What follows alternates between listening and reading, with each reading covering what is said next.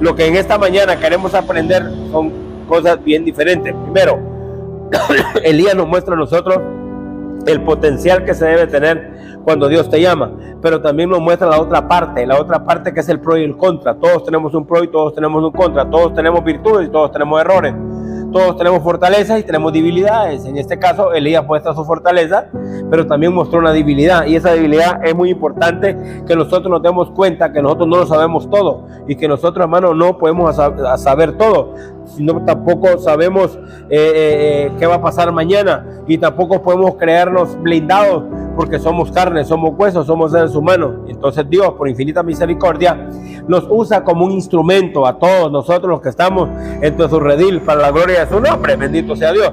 Pero entonces Elías se dio cuenta que él solo no podía. Elías se dio cuenta que se había doblegado y que le tuvo miedo al final a Jezabel cuando Dios estaba con él. Pero Dios permitió para que él reconociera, y llega Dios y se presentó con él. Aquí vamos a tomar ciertos temas. Por ejemplo, cuando Dios visitó a Elías en la cueva, ¿cómo se presentó Dios? ¿Qué es lo primero que se manifestó estando Elías en la cueva? ¿Qué es lo que se manifiesta en tu vida cuando estás en una tribulación? ¿Qué es lo que se manifiesta en tu vida cuando estás en una situación que ya no vas para ningún lado? Por ejemplo, Éxodo 14:14. ¿Qué es lo que pasó con el pueblo de Israel cuando vieron a los judíos, a los egipcios venir tras ellos y ver el mar enfrente? ¿Qué pasó en sus mentes? Que iban a morir. ¿Qué pasó en sus mentes? ¿Que para qué salieron de Egipto? ¿Qué pasó en sus mentes? Comenzaron a renegar y a discutir con su líder. Porque eso es lo que pasa con nosotros cuando estamos en la cueva. Estar en la cueva significa estar en la tribulación, estar en la angustia, estar en el proceso, estar en la tristeza, estar en la escasez, estar en la angustia, hermano. ¿Qué pensamos nosotros? Y entonces se manifestaron varias cosas en la cueva de Elías. ¿Qué pasa en mi mente? Pasan tribulaciones. ¿Qué pasa en mi mente? Negatividad. ¿Qué pasa en mi mente? Dejar a Dios. ¿Qué pasa en mi mente? Suicidarme. ¿Qué pasa en mi mente? Irme. ¿Qué pasa en mi mente? Huir, dejar la familia, dejar la esposa, dejar los hijos. ¿Qué pasa? ¿Cuántas tribulaciones estando en una cueva, estando en una situación donde no estoy solo, donde yo creo que tengo miedo que me van a quitar la vida? ¿Para qué quiero la vida? ¿Qué puede pasar? Pero entonces Dios, en medio de ese proceso, de esa angustia, se manifiesta, y es lo que vamos a aprender en esta mañana. ¿Cuándo se manifiesta Dios? ¿Dónde se manifiesta Dios? Vamos a leerlo, bendito su nombre. ¿O alguien me quiere ayudar? ¿Qué fue lo primero que pasó cuando estaba Elías ahí? ¿Qué fue lo que vino? ¿Qué fue lo que vino? ¿Vino qué? Vino un viento, no, un huracán, o vino un ciclón, como le llame usted, arrasando con árboles, piedras y todo, pero dice que no estaba Dios ahí. O sea, está claro que estaba usted en su angustia, y viene más angustia, no estaba Dios ahí.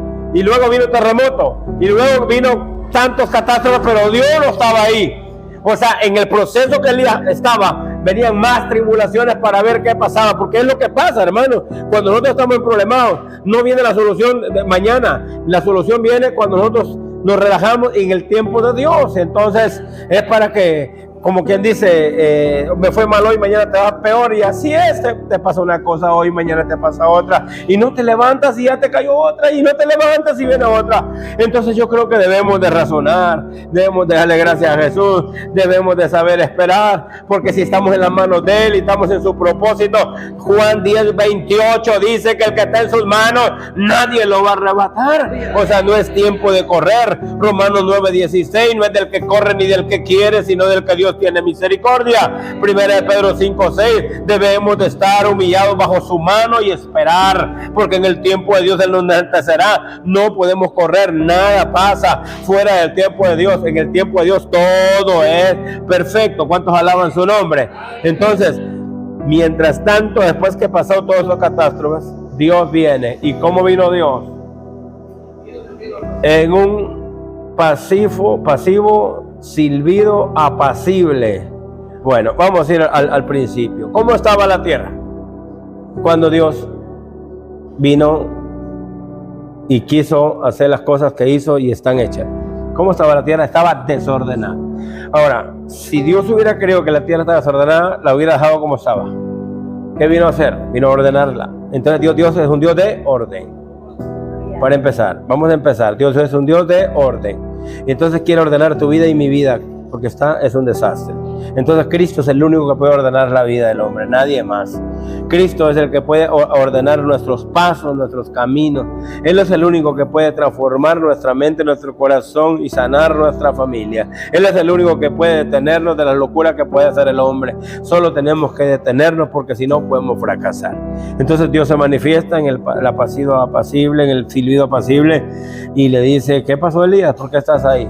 Escuche bien lo que pasa. Entonces Dios no está en la locura. Dios está donde hay paz, donde hay orden, donde hay sinceridad. Lo dice la Biblia. Aquí, ¿dónde habitaré yo? ¿Dónde habita Dios? Vamos a ver. Donde hay paz y santidad. ¿Dónde habita Dios? ¿Donde hay pleitos y iras? No, ahí no habita Dios. Dios habita donde hay paz y tranquilidad. Donde hay paz, donde ¿qué más? Donde hay santidad. Por eso Isaías 66:2 dice: yo quiero ver a aquellos que tiemblan a mi palabra. A esos quiero ver yo.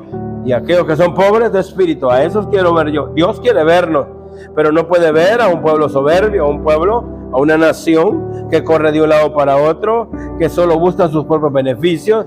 Dios quiere ver a un pueblo. Por eso dentro de su pueblo Dios tiene profetas, Dios tiene líderes para que guíen a su pueblo de acuerdo a la voluntad que Él dice. Entonces todo lo que se nos enseña a través de la palabra es para que nosotros ordenamos nuestros pasos. Entonces Dios visita a Elías y le muestra que todo lo que había pasado, todo lo que le relacionó en su momento de las guerras, del terremoto, del viento, no estaba él ahí, sino está en el momento que nosotros menos pensamos. Se manifiesta Dios y nos da paz en nuestro corazón, aún en medio de la guerra, aún en medio de la lucha, en medio del dolor, en medio de la tristeza.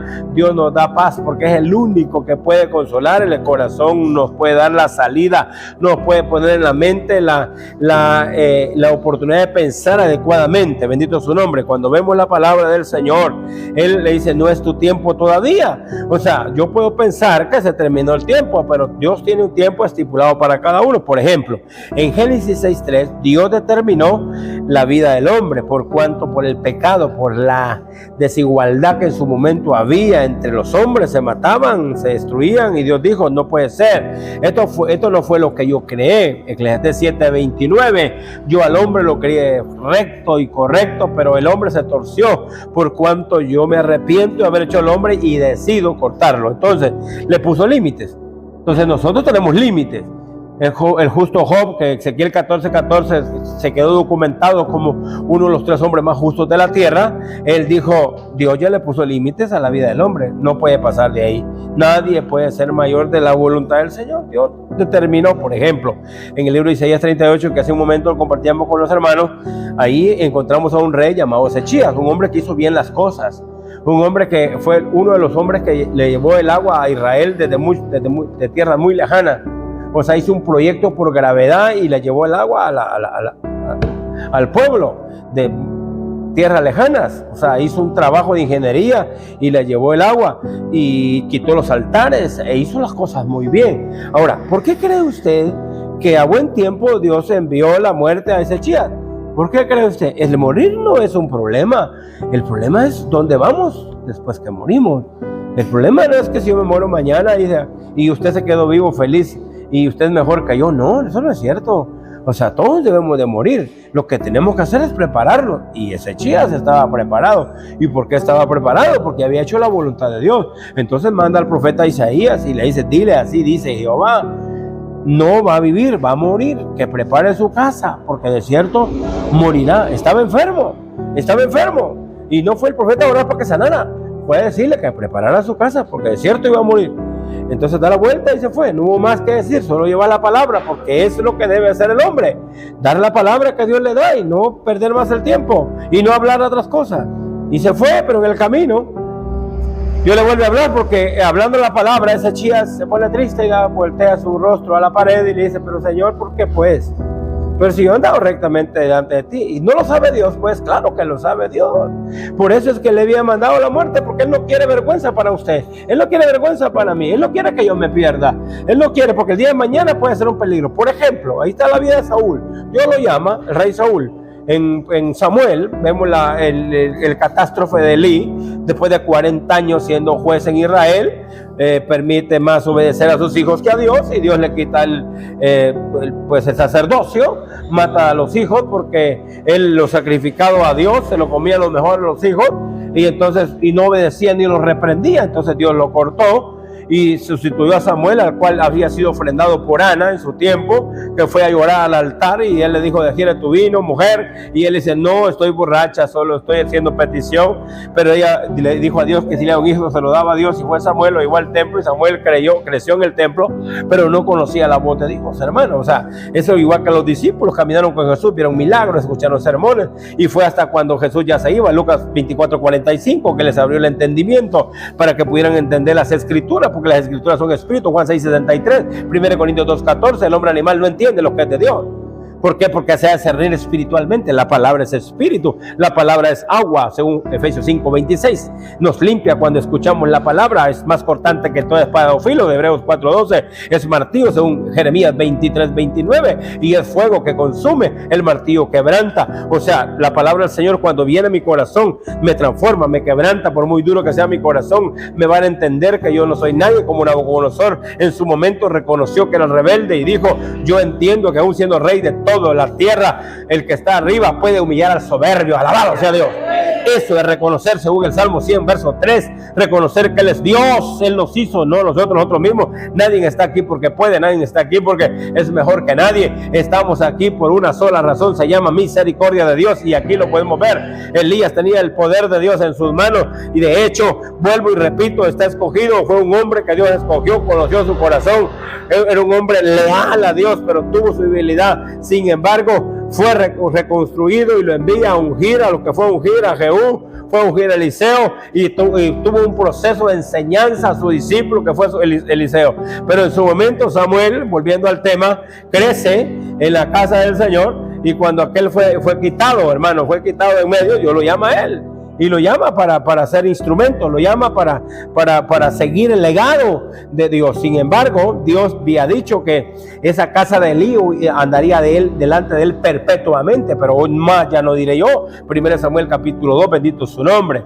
Entonces, del versículo 29 y 30, Dios dice: yo honraré a los que me honran, más los que me dejan serán viles. Sin embargo, el último versículo del capítulo 2, que es el verso 36, le dice Dios: y será que los que hayan quedado de la casa de Elí, porque él de una vez los cortó, vendrán y se postrarán por un ministerio, escuchen, por un bocado de pan. Entonces hoy en día mucha gente predica la palabra por vanagloria, mucha gente predica la palabra por necesidad, mucha gente predica la palabra por plata, y mucha gente predica la palabra por amor a las almas. Bendito su nombre. Bendito sea Dios, porque así está escrito. Entonces hay miles de los hijos de Elí, o miles de Giesis que andan en la tierra con una avaricia y con una ponzoña en el corazón, y qué más, y con una lepra, predicando un evangelio del cual Dios no diseñó. El evangelio que Dios diseñó es un evangelio de poder, de misericordia, de humildad, de temor, un evangelio que te limpia, te transforma, un evangelio que te hace pensar y hacer diferente, un evangelio que te hace mejor hijo, mejor esposo, mejor esposa, mejor ciudadano,